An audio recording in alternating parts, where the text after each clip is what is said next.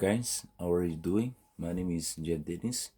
In this video today we are going to learn some proverbs in Haitian Creole. Bonjour tout le monde. Dans la vidéo aujourd'hui, nous allons montrer quelques proverbes dans la langue créole là que nous allons traduire pour vous en anglais. Pas oublier, gardez vidéo à la fin et baillez un like, partagez et quittez un commentaire dans la prochaine vidéo que vous allez garder. En allez.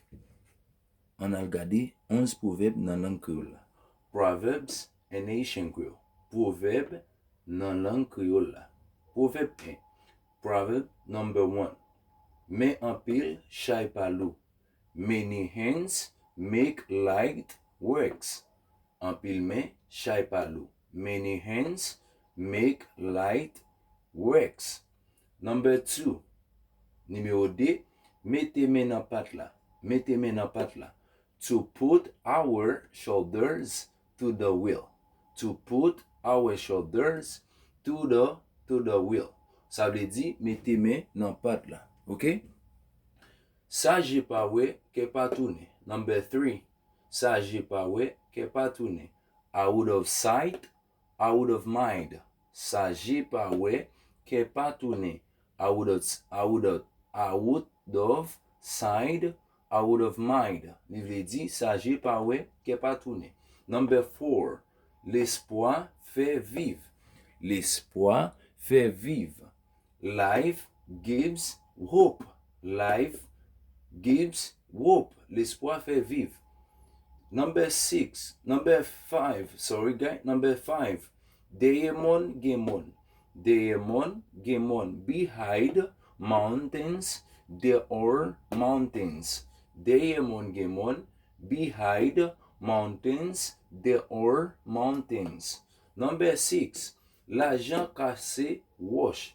Avait dit, de pour gagner l'argent, fait tout sauver. Lajan kase wòch.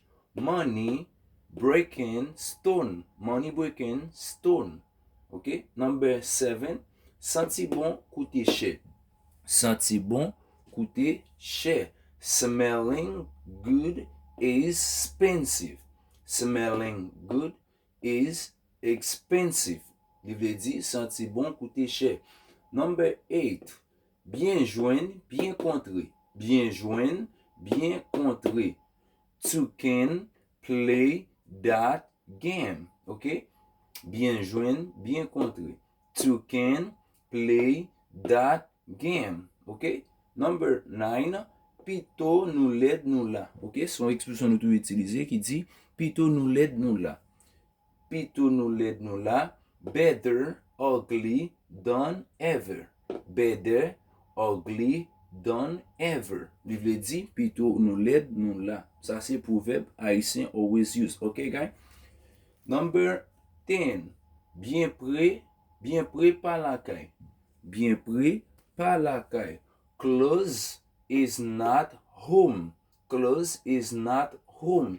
Il veut dire bien prêt par lakay. Number 11. Boire de l'eau nan verre, respecter verre. OK? Boire de l'eau nan verre, respecter verre. OK? Drink water from the glass, respect the glass. OK? Il veut dire boire de l'eau nan verre, respecter verre. Drink water from the glass, respect the glass. Okay? I think guys you understand them guys. If you would like to see more videos, you already know how you can do. Okay? Subscribe with my channel, like, comment, and I promise you guys in next video you will see a new videos. Thanks for being watching me.